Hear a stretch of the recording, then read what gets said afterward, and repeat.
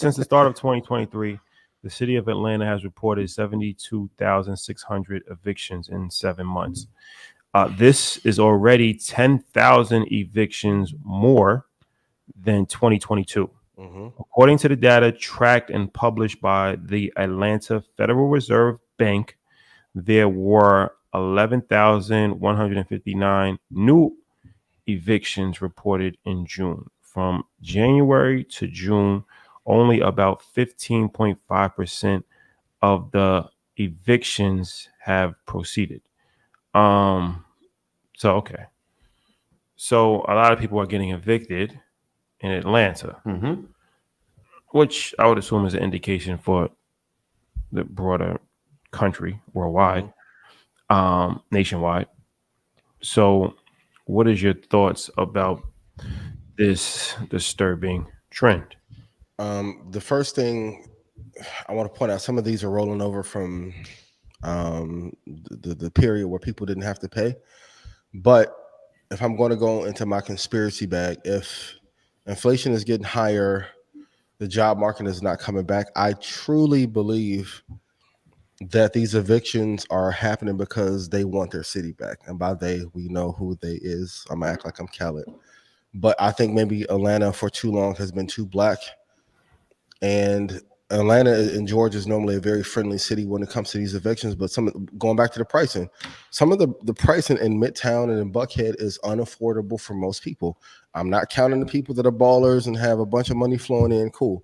But for the average person, if they want a 3-bedroom, 4-bedroom, the prices over the last year have increased dramatically. And if you want to change the demographics of a city, one of the fastest ways you can change them is by changing the price of the rental market. I think it's a mistake because if wages and income is not increasing as fast as the rental market pricing, these are the kind of things that will lead to a crash or collapse. We're seeing it with Airbnb. Airbnb at one point was looked at as an affordable option to hotels, and then they got super sexy and they tried to make every Airbnb a Rolls Royce, and the prices were too damn high. And guess what? Most Airbnb properties are not being rented out like how they were 2 years prior or 3 years prior.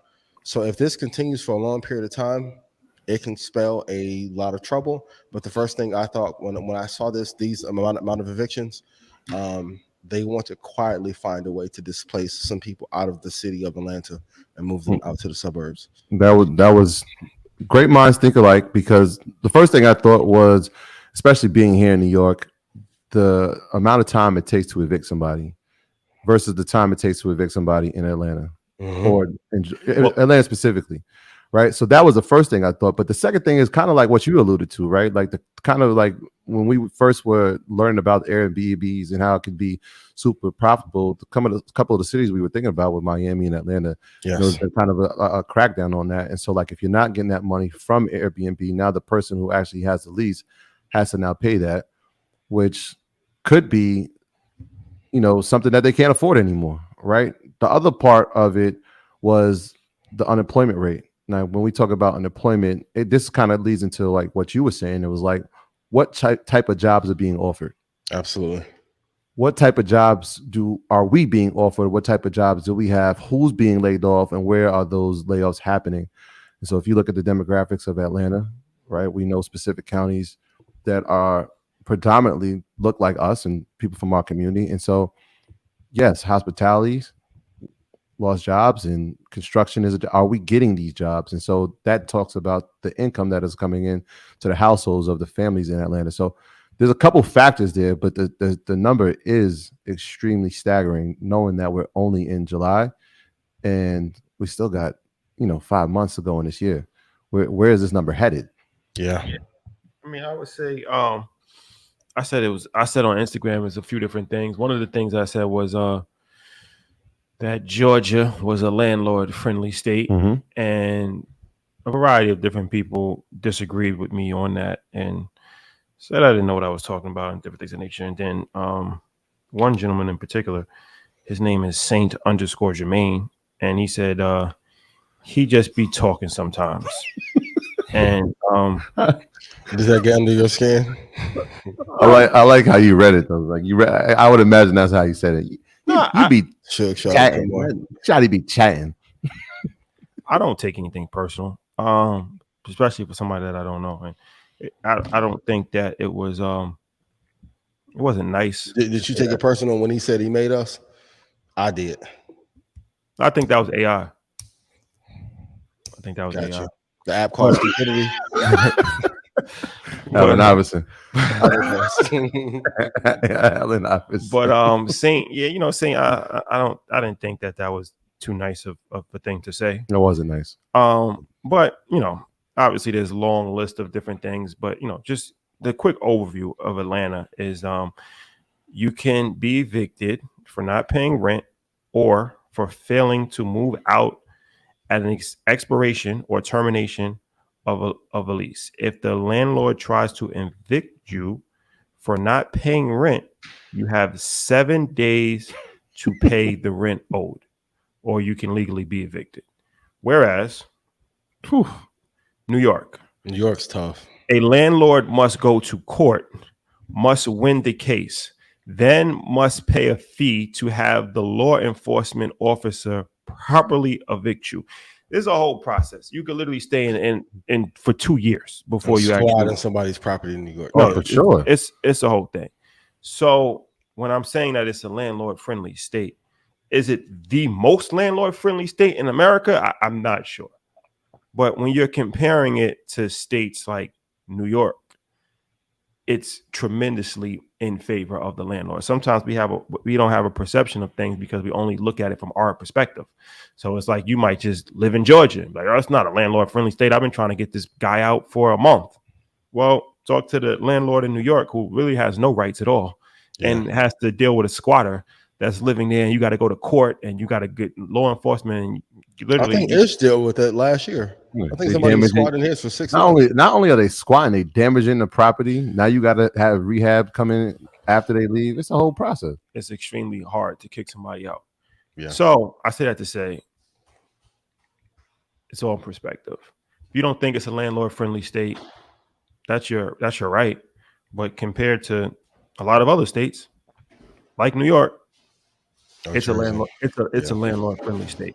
So I think that that's definitely in favor of people getting evicted because you don't have to put up with it. If they're not paying, that you can just kick them out. I think it also has to do with the haves and have-nots because rent prices are going up, and as rent goes up, certain point in time you can't afford to pay your rent. So there are people still getting money. There are people that still stimulating the economy, but everybody is not at that same pace. Mm-hmm. And the rent prices are only like skyrocketing in these major cities. I told you about the guy that was paying $10,000 a month for a 1-bedroom in New York. So we're going to start seeing, this is a broader conversation where there's going to be a housing crisis if this isn't under control, because everybody wants to live in cities or close to cities. Nobody wants to live in nowhere and in farm fields and different things of that nature. So you have the vast majority of people trying to live in a couple different places, right? You have like big areas where you have New York, you have LA, you have Miami, you have Atlanta, you have 10 different major cities. Tech came to Austin. And everybody's trying to live in these 300 million people. Everybody's trying to live in these different areas. So there's a demand, because even if you can't afford to live here, then somebody else can. So it doesn't even affect the landlord, because it's like, for every 5 people that can't afford to live here, then there's 10 people that can afford to live here. So I'm just going to keep rising. Incomes have been pretty stable. Incomes aren't rising at the same pace of inflation. Yeah, so that's a problem. And then you have people that's going to start losing their jobs, losing jobs to AI, losing jobs to there's just going to be a new industries, losing jobs for a variety of different reasons. So what you're creating is a housing crisis. And this is a broader conversation, but this is an early stage of that. This is the early stage when you start to see this many evictions. This is something that's alarming. And you start seeing people living in rooms, renting rooms, and living together in communal spaces. This is something that has to be addressed. And if it doesn't have a fix to it, in the next 10 to 20 years, you're going to see it's going to be bad. The homeless population now, if you go to cities like LA, if you go to cities like San Francisco, the homeless population is out of control. That's going to spread. Terrible. You wouldn't even know that you was in America. And it's like, take a city like Miami. How much more can real estate go up in a short period of time before it just becomes completely unsustainable? Right? Everybody's not a billionaire. Everybody's not a millionaire. Where is everybody going to live? You can only push people out to the outskirts for so far. But at a certain point, there's no more outskirts. Middle America? Shout out to the Midwest. Don't y'all come there. They'll start pushing them to the middle of America. I'm saying you just can't. Like, that's like relocation. I'm talking about you pushing people to the outskirts. It's like, you move from New York to Jersey. This is like, but it just keeps getting wider and wider and wider. Where they don't have anywhere to live eventually. Yeah, I mean, we've seen that, right? Like, we've seen people go from New York City, then they end up in Northern Westchester, then they end up in Poughkeepsie, then they end up in Albany, then they end up in Rock, and so they are pushing them. Well, what happens is that you at a certain point there, you can't push them. So to Canada. You start in Manhattan, right? You start in Lower Manhattan, then you work your way up. Then you in, which used to be Hell's Kitchen on the Upper West Side. Now I don't even call it Hell's Kitchen anymore. It's a whole different neighborhood. It's completely gentrified. Then you start moving to Harlem. Then you start calling it Northern Manhattan, which is insane. NoHo. then you start moving up to Washington Heights. They got a name for that now. They're trying to gentrify that. Really? Yeah, I forgot what they're trying to call it. Trying to gentrify that. Then you go to the Bronx, Sobro. That's what they call in the South Bronx. I still haven't heard anybody say that. That's crazy, bro. They have a name for it. Yeah, you got to have a name for it before you fully implement the plan. You got to rebrand it. Like Elon did with Twitter, change the X. You got to rebrand. You got to change the name. So now you go. Now you got the Bronx. Now you try. So it's like it happens, and it just do. Before you know it, it's a whole different city. Yeah. Dangerous. Very, very dangerous. They want their cities back. And meanwhile, they're trying to convince us that everything is fine in the economy and that the stock market is okay. And there's only like 11 stocks internationally that are doing well. Like if we had to put our lives on it outside of the ones we've called, are there any, Troy, you sent a great one, right? But are there like 15 stocks that we would just bet our lives on, like our life savings on? There's weakness in the economy overall. And if there is not affordable housing solutions, at some point, the people are going to revolt. Yeah. They are going to revolt. Yeah. They're going to be at your door. Be careful of that. Yep. And the crazy part, it's only going to take maybe 2 months. Like same thing with the music strike. And people quit paying rent in one part of New York for 3 months. Oh, baby. Some changes will happen immediately. It doesn't take that much. Yeah. Rent strike. They tried that before. Rent strike. Yeah. It needs to happen because it's feeling like 07 all over again.